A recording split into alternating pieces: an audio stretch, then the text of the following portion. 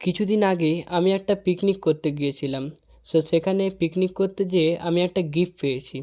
So কী সেই gift সেটা তোমাদেরকে অবশ্যই দেখাবো। প্রথমে যেখানে পিকনিক ছিল ওখানে চলে এলাম। আমার আসতে আজকে অনেকটাই লেট হয়ে গিয়েছিল, কারণ আমি একটু কাজের মধ্যে ব্যস্ত ছিলাম।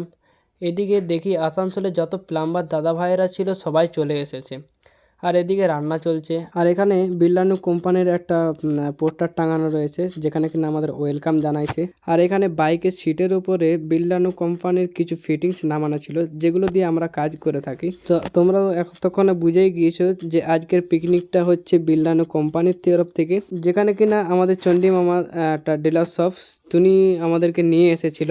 তো এরপরেই আমাদের খাবার সময় হয়ে গেল। তো আমরা খাবার খেতে বসে যাই। সে এখানে ছিল আমার পাশে যে আমার দাদা রাজুদা। তো এরপরে অভিজিৎ মামা নিয়ে এলো ভাত।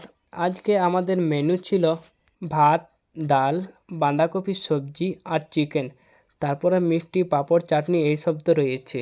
খাবার খাওয়ার পরেই আমাদেরকে দিল গিফট। তো প্রথমে আমি পেলাম আর আমার পরে রাজুদাকে দিয়েছিল। তো বাকিদেরকে বললো যে দোকান থেকে নিয়ে নিতে। তো এরপরে আমি বাড়ি চলে গেলাম। তো ভিডিও যদি ভালো লেগে থাকে অবশ্যই একটা লাইক করে দেবেন, আর আমাদের চ্যানেলে নতুন হয়ে থাকলে চ্যানেলটা অবশ্যই সাবস্ক্রাইব করে দেবেন। তো টাটা, বাই বাই।